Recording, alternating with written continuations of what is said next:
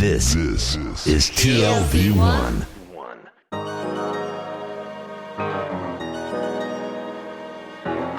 The Tel Aviv Review with Gilad Halpern. Hello and welcome to the Tel Aviv Review, a program dedicated to the word, to the thought and to debate, brought to you by the Van Neer Jerusalem Institute, which promotes humanistic, democratic and liberal values in the social discourse in Israel. I'm your host Gilad Halpern, and today's interview is being recorded on the premises of the 2016 conference of the Association for Israel Studies here in Jerusalem. My guest today is an assistant professor of international relations at the American University in Washington, D.C., whose current research focuses on the evolution of attitudes towards the two-state solution in Israel's political as well as military circles. Dr. Guy Ziv, hello and welcome to the Tel Aviv Review. Thanks for having me on. Prime Minister Benjamin Netanyahu has expressed his commitment to the two-state solution on several occasions since his seminal Bar Ilan speech in 2009. Do you think he means it? I don't think he means it. I think he is a right-winger who's committed to revisionist Zionist ideas. I also think he understands, and this is what makes the situation very complicated, that a binational state is not a desirable future.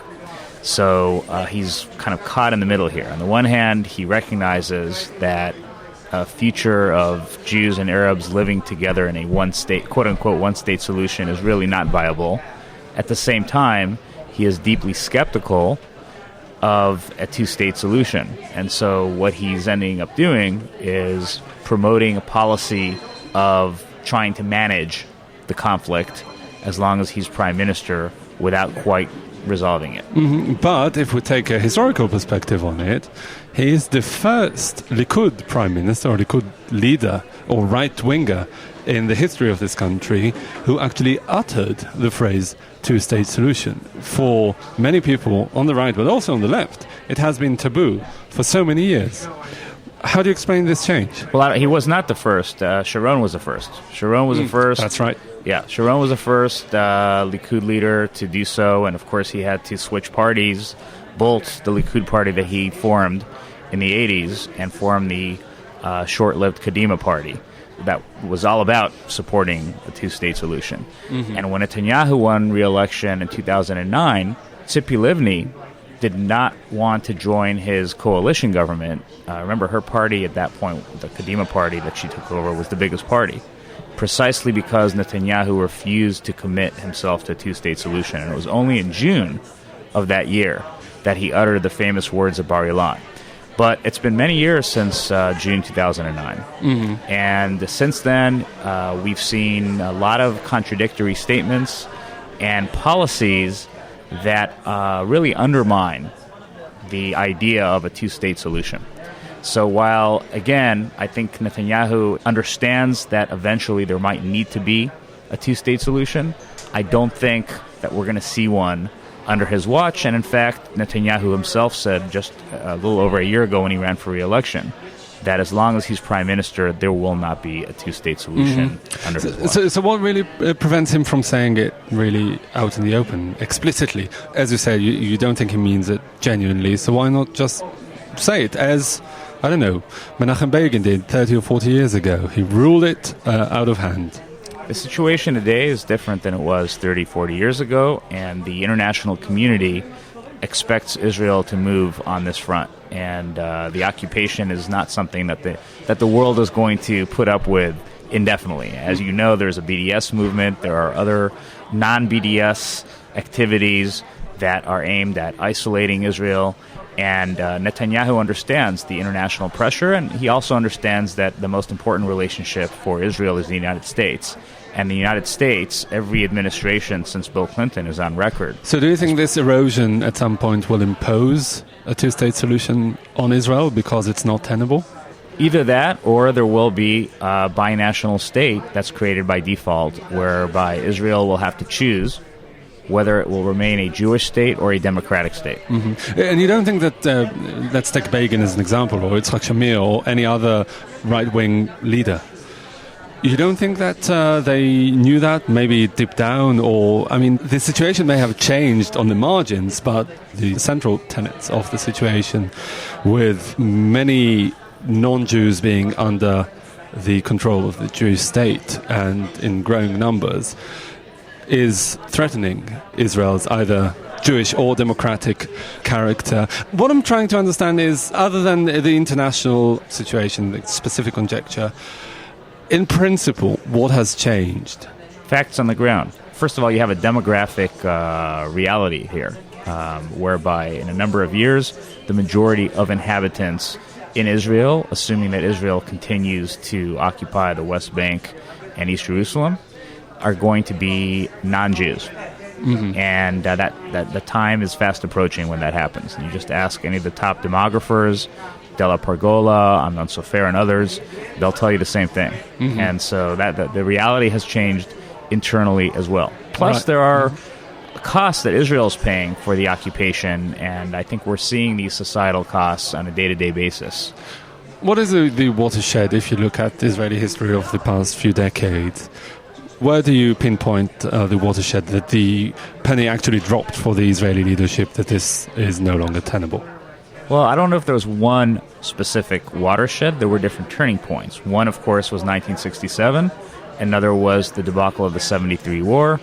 Another was the Second Palestinian Intifada that followed the collapse of the Camp David talks, the Camp David II summit. And I would say that Netanyahu's premiership has had a very important impact on the narrative in Israel, because there has really been no alternative narrative in the past near decade since Netanyahu has been in power. The kind of narrative that you hear from Netanyahu is really not being challenged by the center or the center-left. Mm-hmm. This narrative that you say trying to square the circle, is that the narrative that basically there's no partner on the other side? Mm-hmm. That it's not so much a question of whether you support or don't support a two-state solution. There's nobody with whom to negotiate. And that's something that the average Israeli today accepts, because Netanyahu has made that a talking point that has resonated very nicely with the public. Right. So another focus of your research that is, of course, very powerful in this country, and this is the military. Do they share the views of the leadership on this? Well, that's currently my main focus, actually, and my main research project at the moment. And they absolutely do not share Netanyahu's views. And the irony here is that Netanyahu has portrayed himself as Mr. Security, quote-unquote, over the years. And that's the perception that the public has of Netanyahu. Yet the vast majority of top IDF brass, former heads of the Mossad, former heads of the Shin Bet, are deeply opposed to his policies and are much closer to the positions of the center-left than they are to Netanyahu or any of his ministers. Mm-hmm. It is really ironic to come to a stage where the army, whose main vocation is to make war, is a lot more pro-peace than the government.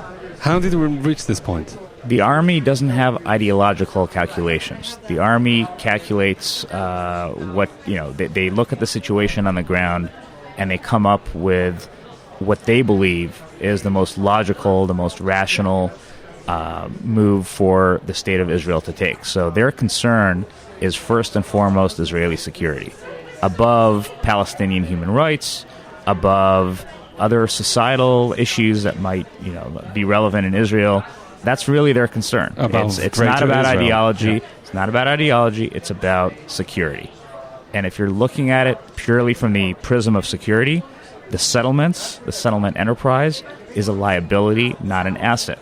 So how did we reach the point that it's only Netanyahu's narrative that is predominant? Is it because the Israeli electorate cares more about ideology than security? That doesn't seem right. No. The Israeli electorate is pragmatic, which is perhaps one factor that gives me a little bit of hope here. I think, and yet another layer of irony. Yes. There are many layers of irony. You're absolutely right. I think there are several reasons here. One is Netanyahu is a masterful politician. He is a brilliant tactician. He can write the book on kind of an updated Machiavelli's The Prince, on how to get power and how to maintain it. So that's first and foremost. Secondly, the Israeli public is very concerned and very skeptical, and rightly so, I would say, about Palestinian intentions towards Israel. There has been many terrorist incidents over the years. Just in the last 9 months, the stabbing intifada. There has been weak leadership on the Palestinian side, weak and divided leadership, I should say, on the Palestinian side. And so the public is not really, is very skeptical about the prospects of peace anytime in the near future, even though a slight majority supports still, to this day, a two-state solution. When you ask them in the same poll, do you think it's going to happen in the near future? A vast majority says no. But if they look up to the army and the army reassures them and tells them that despite all the risks, this is still the right way to go down, why don't they buy into that? I mean, it's also yet another layer of irony because the military is by far the most popular state institution in this country. And I think this is key. And this is a key point here because another factor here, another reason, aside from the ones I just mentioned, is the fact that the army was traditionally the number one institution, the most highly respected institution, but the status of the army, the status of the IDF, and the status of the intelligence agencies is today... In policymaking, In policymaking, no, and in terms of how it resonates with the public, and in policymaking, has really gone down. And I think to a large extent, we're seeing here in Israel something we're also seeing in the States and elsewhere, and that's a surge of populism. Everybody is an expert. Everybody knows better than everybody else, including the real experts. And so it's an anti-establishment, and the IDF is part of the establishment. And so the minute you are critical of Netanyahu's line or the government's kind of right-wing line, you are automatically branded a leftist.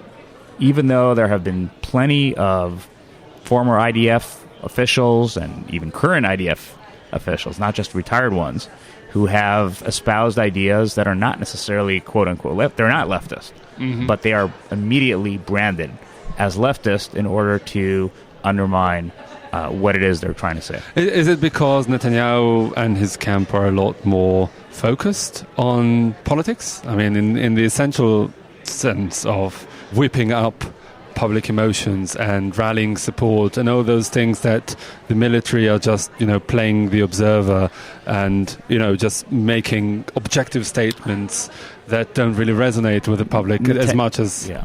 Netanyahu is a master of sound bites. He's the master of sound bites, and he knows exactly how to reach the public. And he doesn't really have an opposition. I mean, what we've seen in the last few years is that the center-left parties have essentially mimicked his main ideology or his main ideas.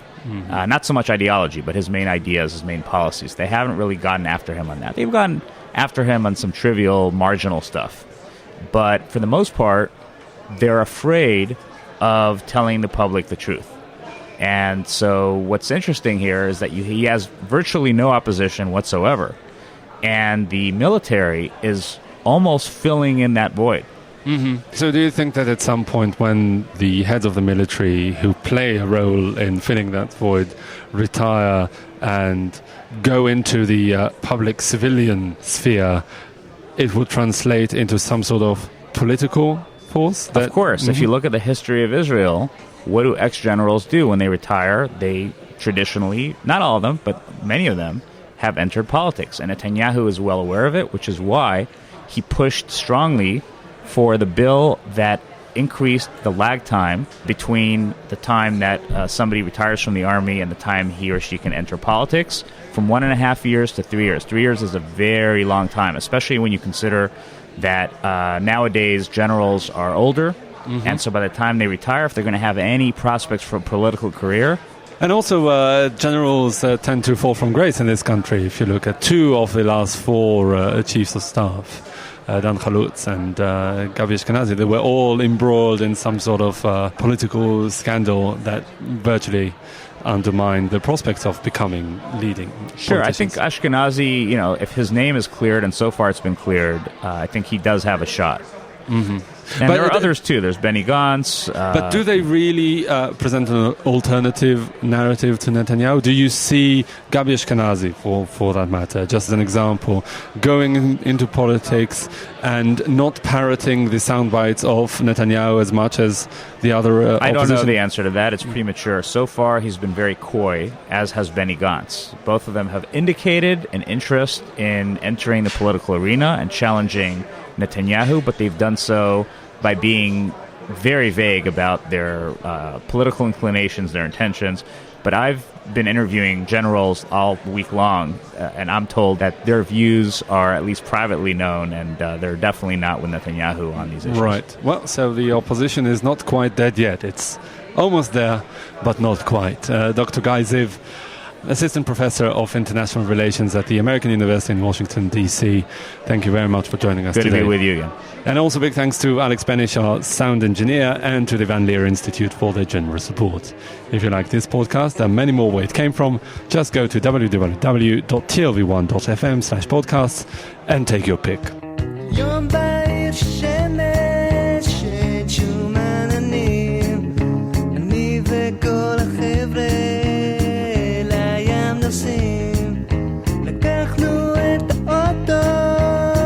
הבנות שם,